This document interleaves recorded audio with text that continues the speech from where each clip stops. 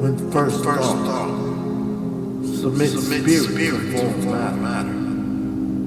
Our celestial humanity arrives, awakening in a dream, an inception of our reality. So we live, we love, and then there is music. So we dance, we sing, we praise, we reflect.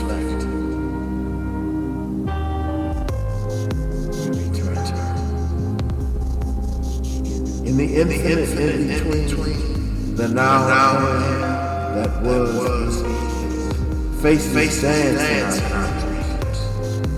Some familiar, some cosmic composition. In the irrelevance of this time, we realize the passion of the random action, learning the lesson that the brotherhood of man is far more important than the ego of any individual. Imagination becomes the sound of thought, traveling at the speed of art. So we paint on the canvas of our ephemeral encounters with nothing. A masterpiece of memory that lives in the eternity of a child's soul.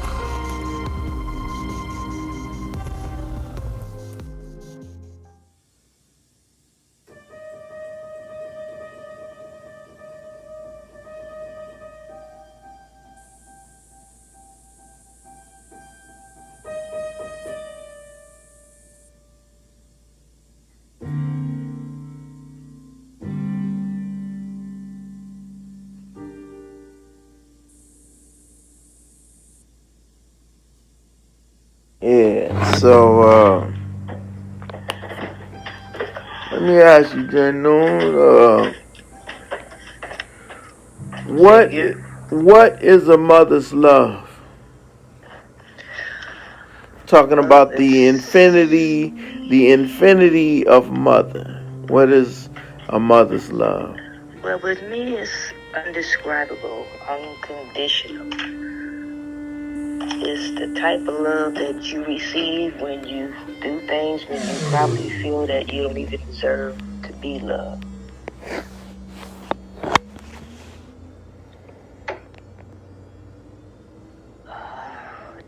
I really can't think. It's just, to me, it's really just undescribable.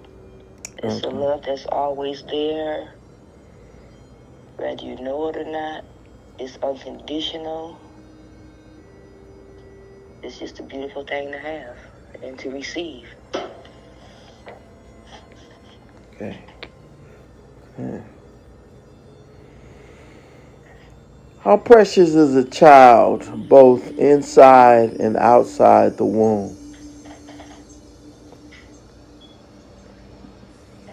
Say that one more time. How precious is a child, both inside and outside of the womb?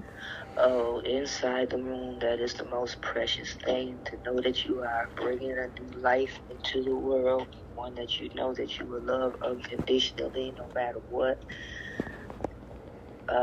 Outside the womb, even after the child gets here, you know you created this creature, this human being, this living being that you get to guide and nurture so it'll be productive in the world.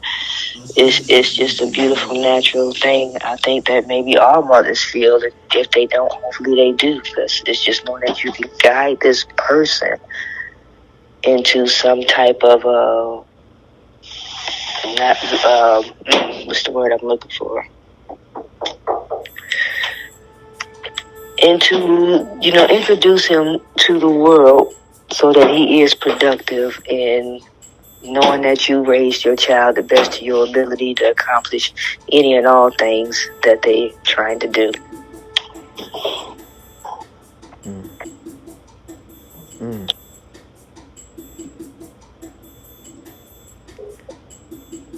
Okay. As the stature of the woman is being restored in this day and age to dignity, somewhat, and for the most part, and to as the statue of the woman is being restored to dignity and glory, what should they be mindful of most?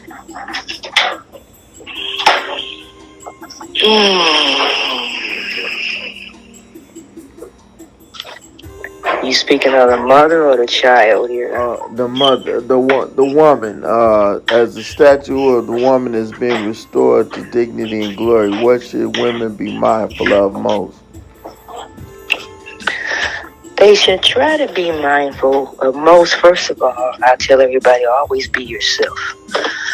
But also in doing that, you have to be mindful to have respect for others and mainly your elders.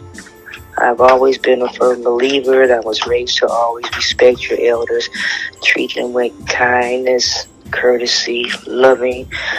And then sometimes you just have to even put aside if they may be treating you differently. You have to always respect your elders. Be true to yourself, honest to yourself, and with those type of values, to me, you will succeed at anything that you're trying to do.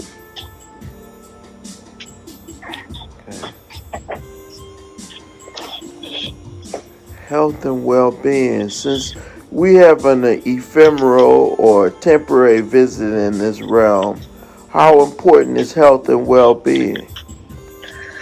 With everything that's going on in the world today, to me, I still always try to tell everyone, you really need to try to find your own little quiet space and your own little quiet time, away from any children, away from husbands, TVs, or whatever, and just give time to sort of like reset your mind. Take a few deep breaths in and out.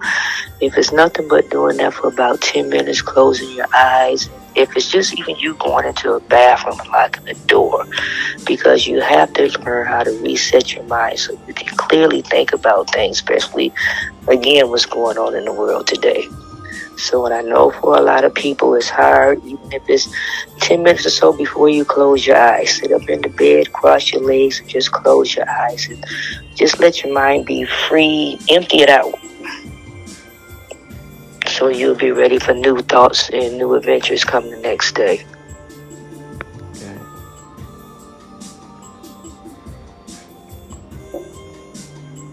Speaking of the infinity of mother, once again, and her connection to her offspring. What does mother mean to you, and what does family mean to you?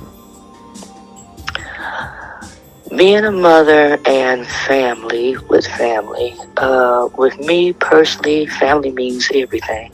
And I will put my family ahead of everything and everybody. We was raised to always look out for each other, even the times that we're going through now.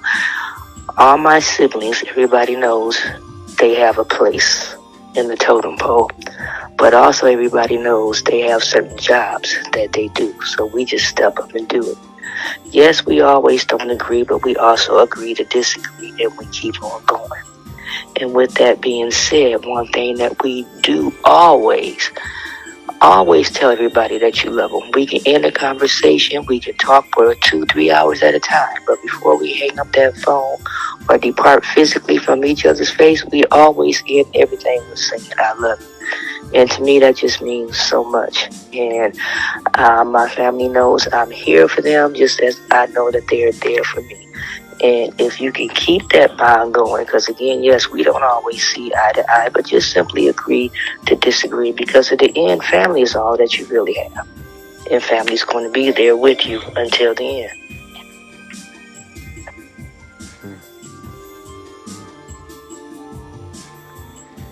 Okay, and how many more questions you got now, man? I got two more. What does music do for you, and what are some of your favorites, and what does it mean to you? Ooh, I love music. And I really can't say if I have a favorite, because I listen to quite a bit of music. And I'll be the first that I may not be on point as far as the artist and maybe even the title of the song. Because a lot of times when I listen to music, it's more of the melody that I'm listening to and I'm inspired by.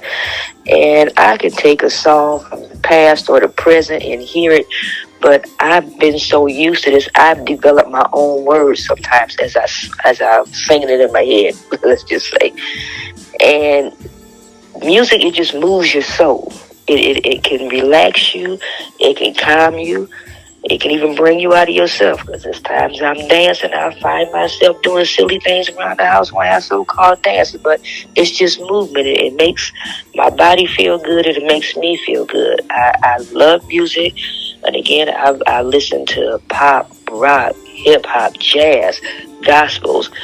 And it just depends with me how my soul is feeling that day. One whole day I can be on the whole gospel trip. Next day it can be all jazz. And next thing, I mean, it can be anything with me. So again, if the melody with me is right and I start feeling it in my feet, I always say I get happy feet. And once those feet get going, it's a wrap. I'm going. I'm wrapped up into music. Okay. Okay, the last question. Do you think music can heal the world and its ailments that it has these days? Yes, I do. I really do. Because music is also known to be a calming factor. And even though, like I said, I like to dance around with it, it's at times that I can honestly just sit here in just peace and hear the music, and I can be so tranquil, and my mind has slipped away where I may be at the beach, but the music is carrying me all the way there. And I just love music. I really do. So I really think it can calm your soul. It can heal your soul. And I know a few times it has literally calmed me. It's been times I'm hyped up and I have to play music to make me calm me down. And it really will settle my soul. That's what's up. That's what's up. Okay, how'd I do? So with that being said, we'll say we love you. Thank you. I love you too, Panda.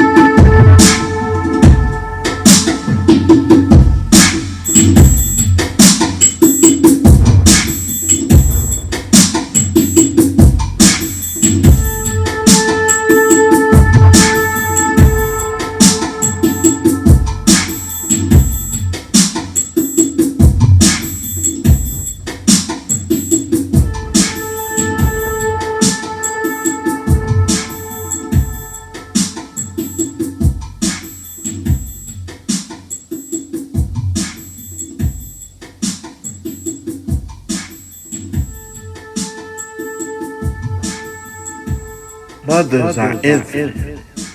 They are celestial heaven sent. They bring the gift of humanity's replenishment.